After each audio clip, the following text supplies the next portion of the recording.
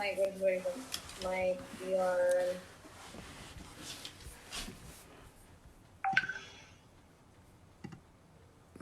Hey everybody, I just wanted to say shalom and hope that you are staying safe and clean wherever you are.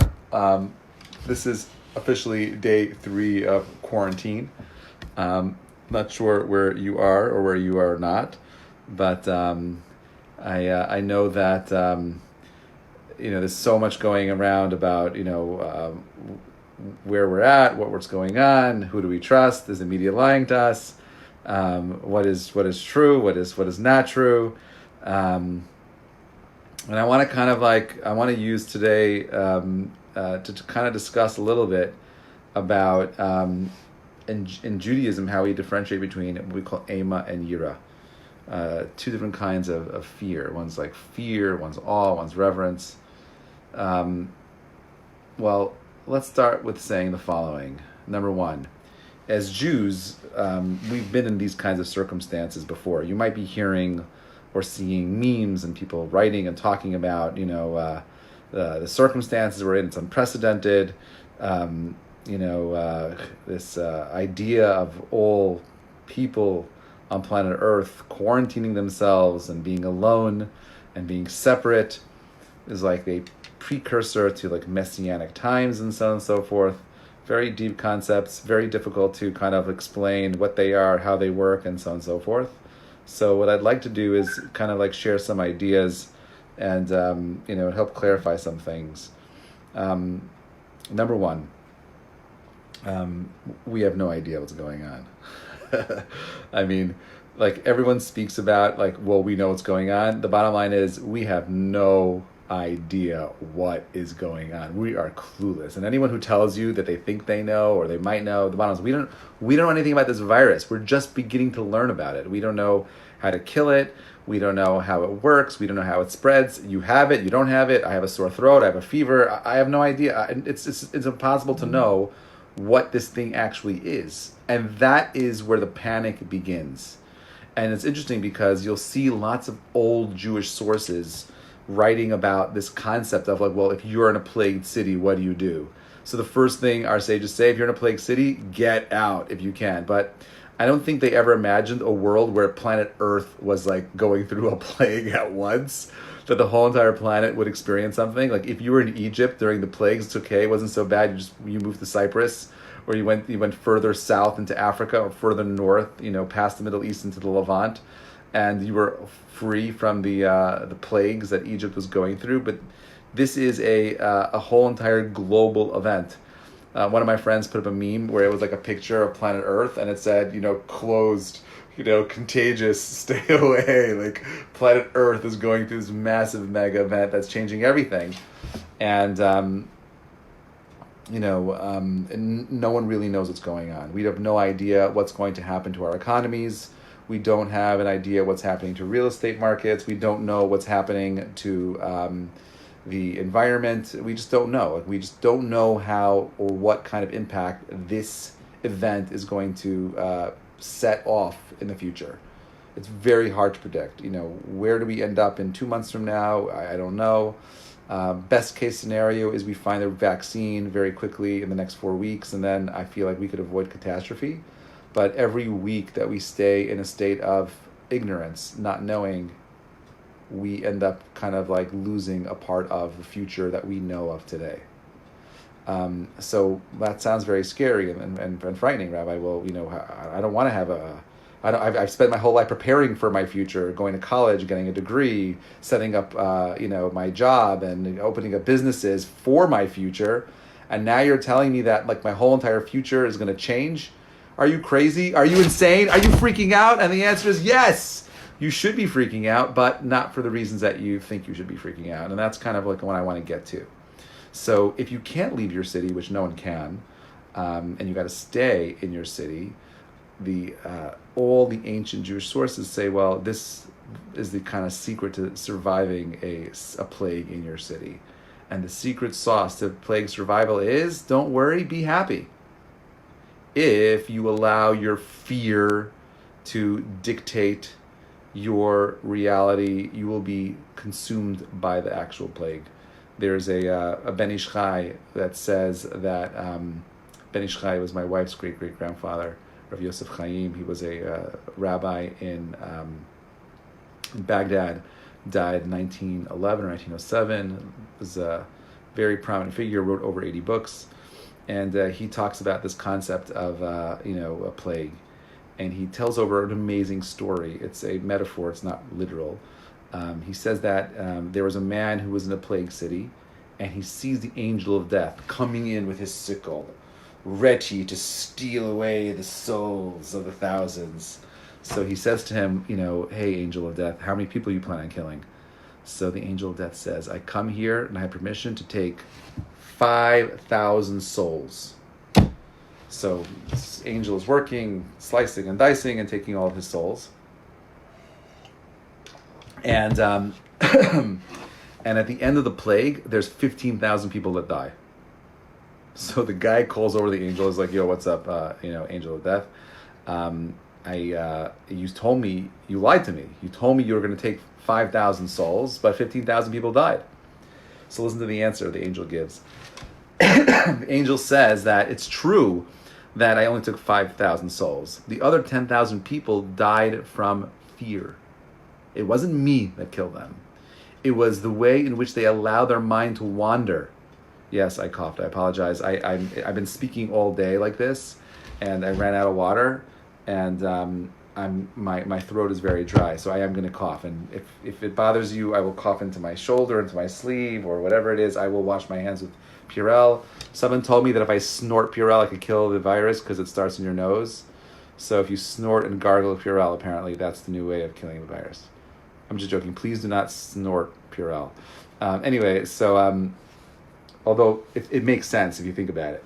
So 7,000, 15,000 people died, but you only said you were going to kill 5,000 people, right?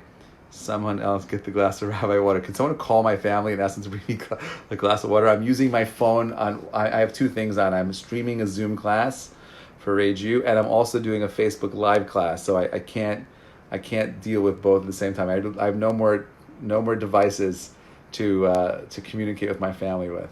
So anyway, what's that? Can you text Nalini to have someone come down and get me some more water? Thanks. Sure. Anyway, okay, so where were we? So 15,000 people die. Why? Because of fear.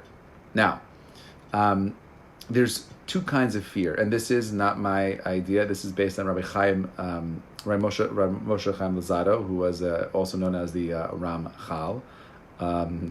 And people are writing really funny comments here. Yes, I would love an iced cold Corona, but they're really cheap. They're on sale now. But no, I just really need like a tea or something else. Thanks, Shmuel.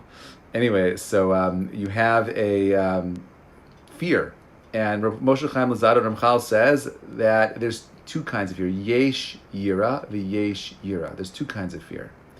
There's the one kind of fear, which is debilitating and completely destroys you, the panic, the complete fear of the unknown. And then there's another kind of fear, which is the fear that awakens you to a new reality. Now, so this is the problem. The problem and the challenge of living in the 21st century is that we created systems. And the systems were designed to help us forecast the future.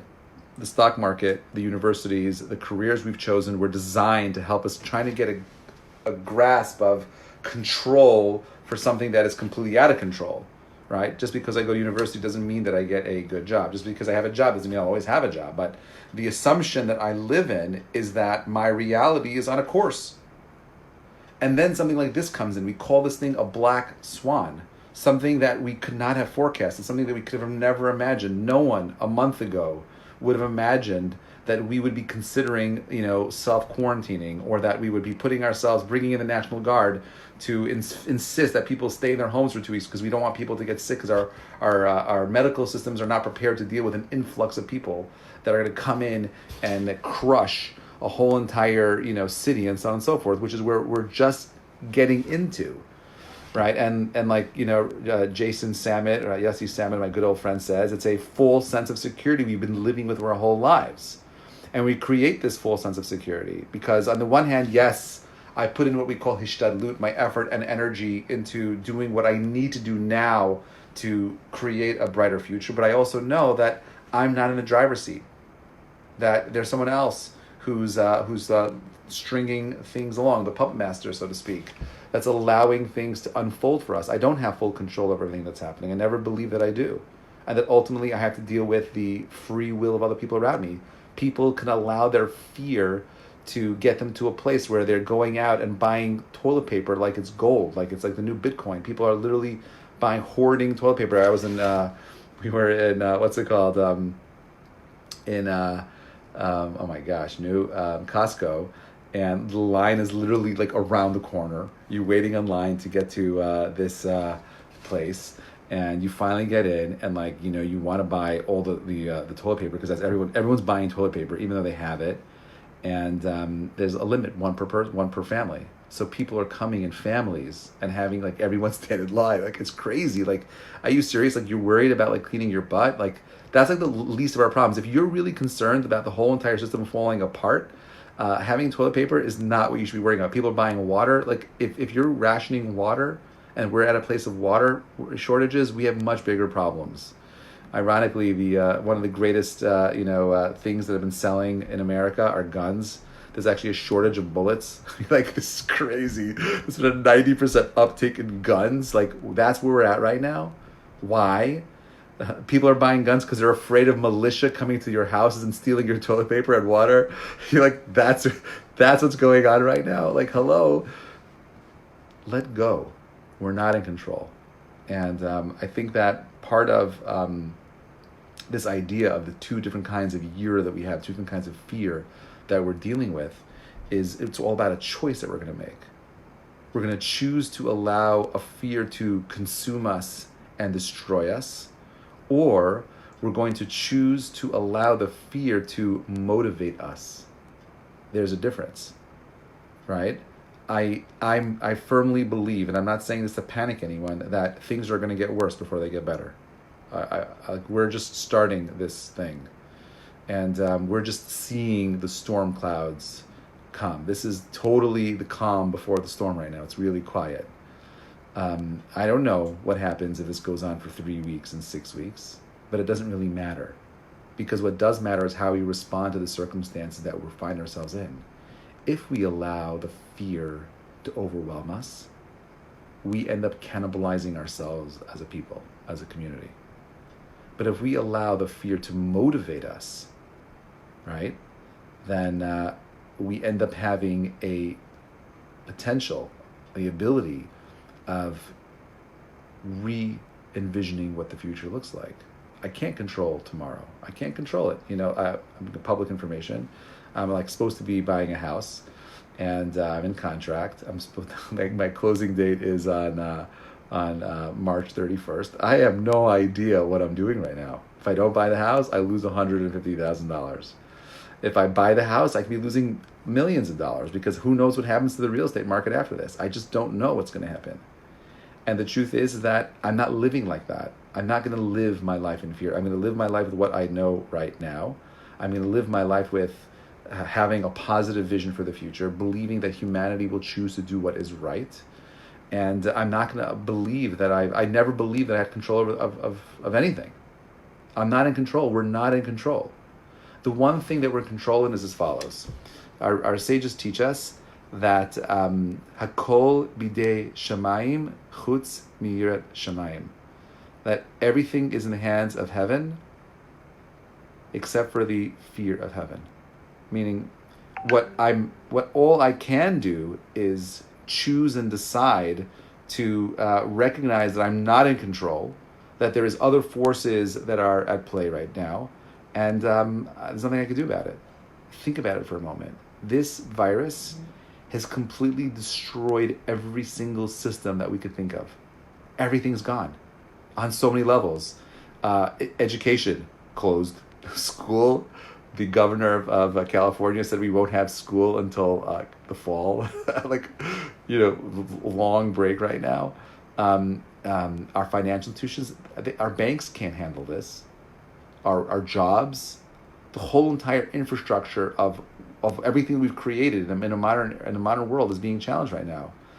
Even this interconnectedness, like, what would this be like, by the way, if we didn't have Wi-Fi?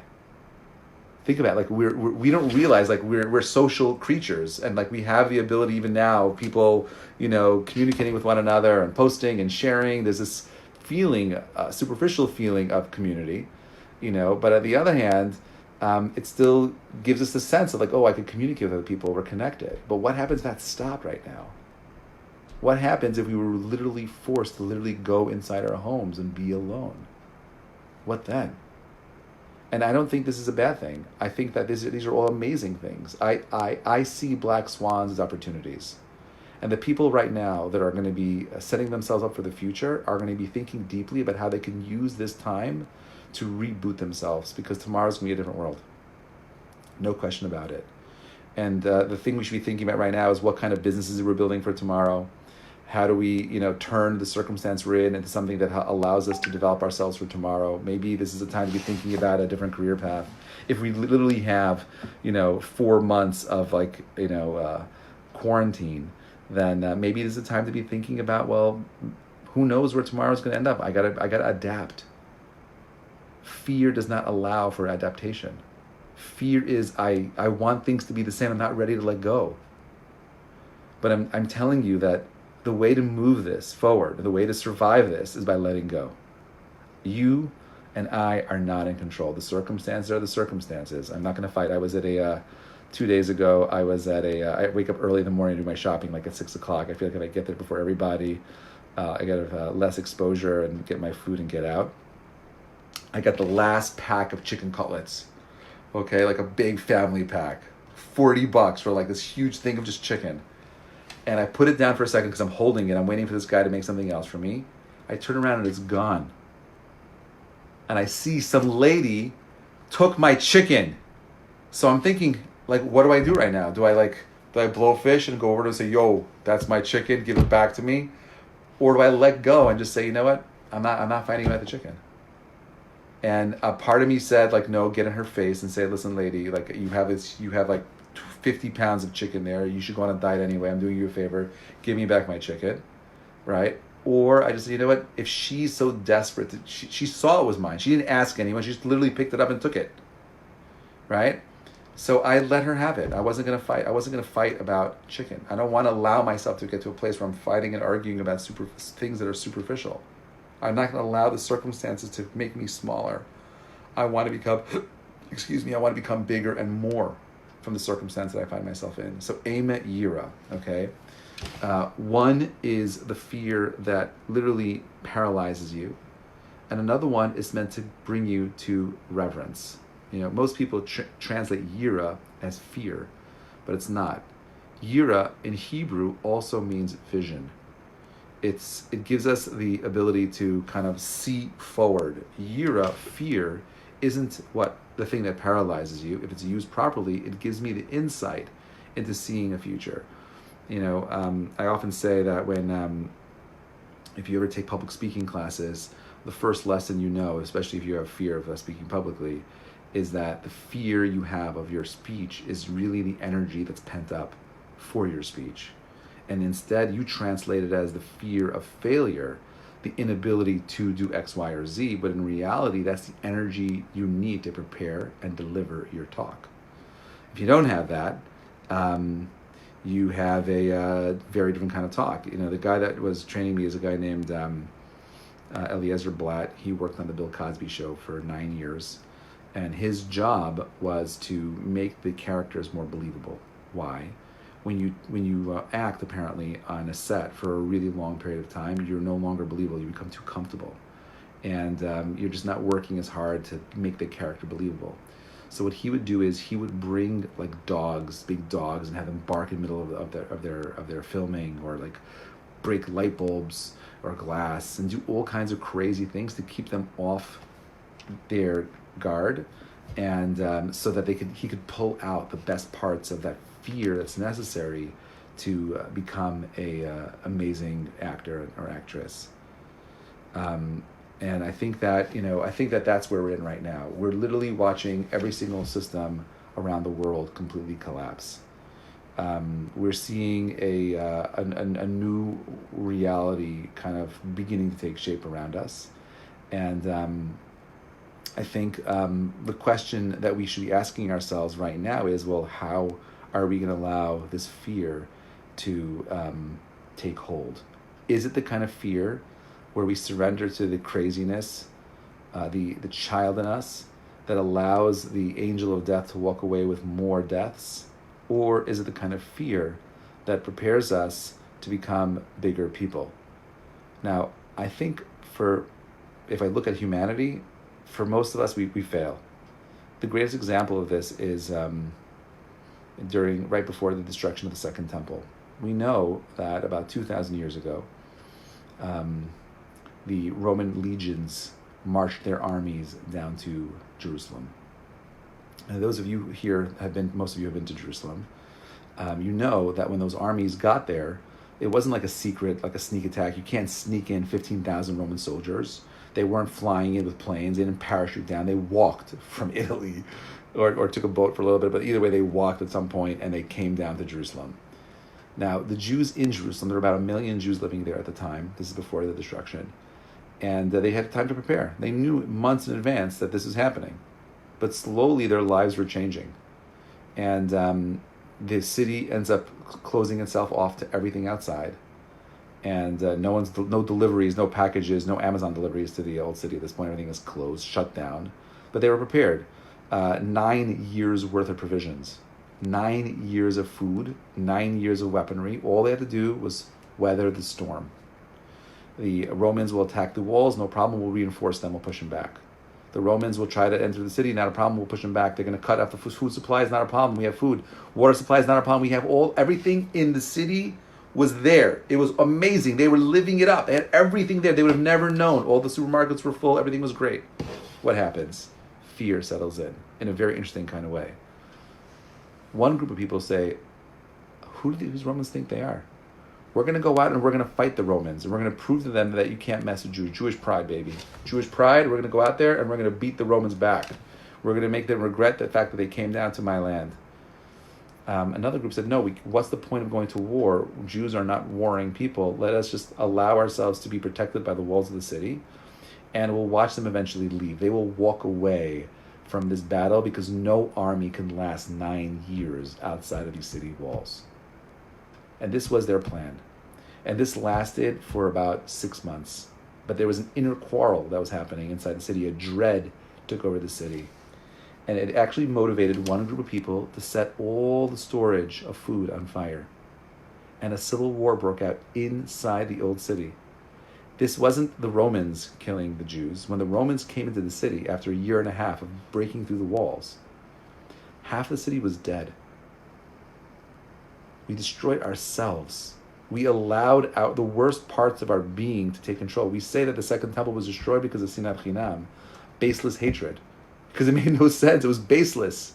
It makes no sense to go ahead and have one of the greatest cities, a city that represents peace, to watch it completely be set on fire and flames and rubble and ash. It makes no sense. But this is the world that we're living in. We're living in a post-Second Temple era, where there is no more clarity, where Jews were sent into exile, a world where clarity as to there being a divine plan becomes more challenging.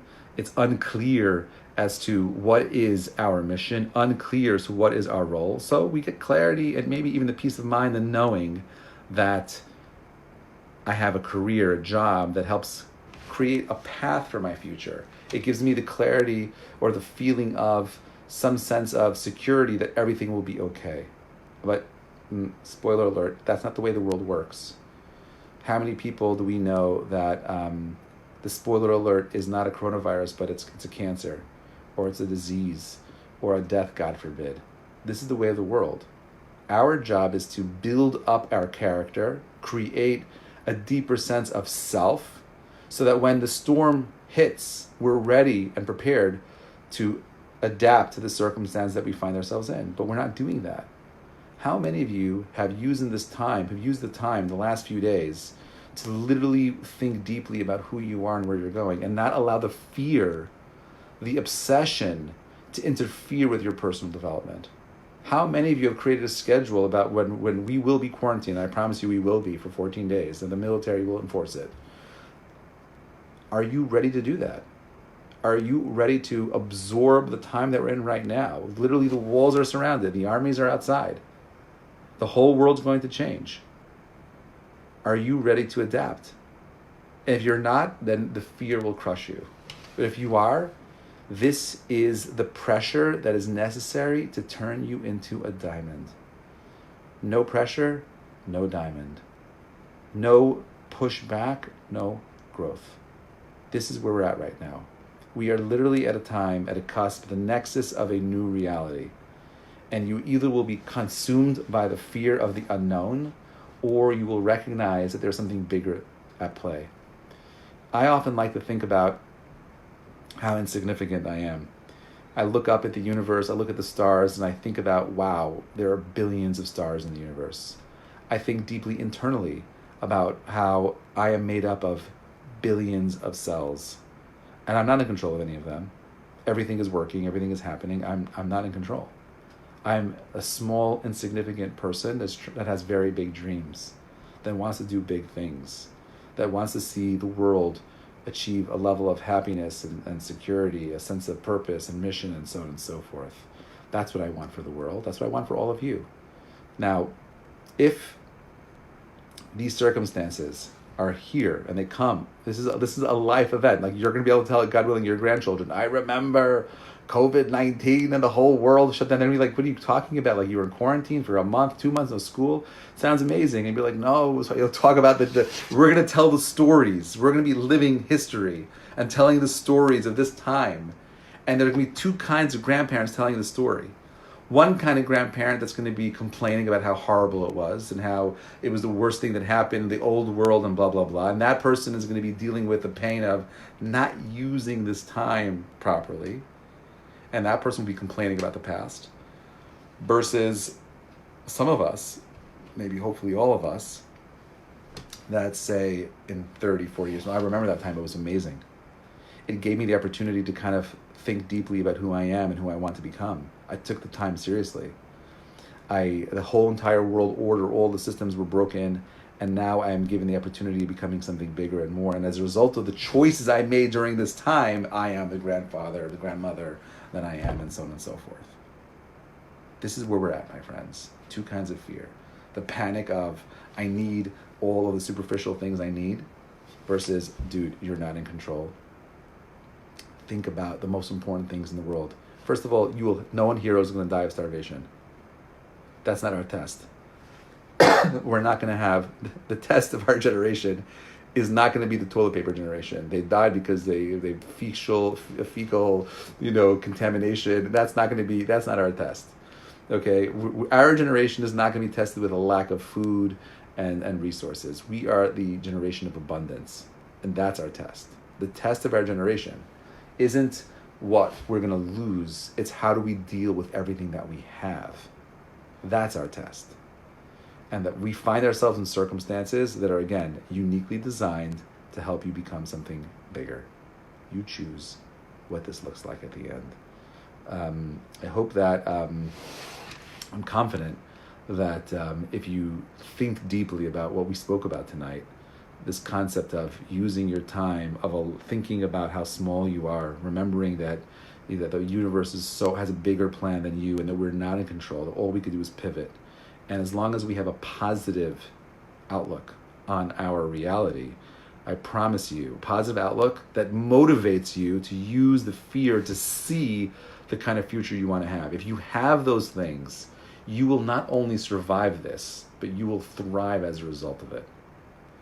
That's my promise. I'm going to try to do like a follow-up tomorrow night around the same time. I just want to thank everybody for listening. If you have any questions, I'm happy to stick around and take your questions. Otherwise, peace and love, everyone. Don't be afraid. Make the right choices. Use your time wisely. Don't be afraid about the change. It's always happening.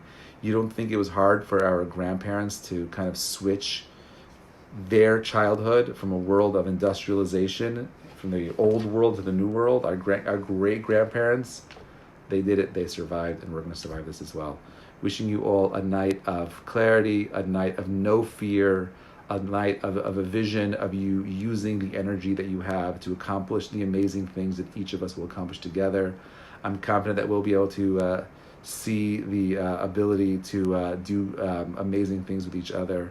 And, looking forward to dancing at all the weddings that we're going to have and all the babies that are going to happen in the next 9 to 10 months, God willing, Bezrat Hashem, soon. Don't be afraid. Fear kills more than the angel of death. Have a great night, everybody. And thank you, Rabbi. Thank you so much. So, guys, you're not done, even though Rabbi finished a little earlier here. Good night. All right. Can I please talk about the fast tomorrow? I don't know about a fast tomorrow. No one told me about it. Did not get the message. If there is a fast tomorrow, that would be surprising on a Thursday. I guess you could do a fast on a Thursday. Listen, the purpose of the fasting in general is to get people to stop eating, which means to create a stop in their normal way of thinking about their lives, and to get them to think more deeply about the circumstance they're finding themselves in. So if there is a fast tomorrow, which I don't know if there is, I'm confident. Oh, thank you so much. Oh my God, this is like a half hour too late. Finally got my water. If there is a fast tomorrow, I don't know anything about it. But if there is one, which I would be surprised that they're doing it for tomorrow. Orthodox rabbis see situation. So that's not a fast. Great night. Have a be well. We'll check in again tomorrow night. Thank you so much for listening, everybody. Lots of love.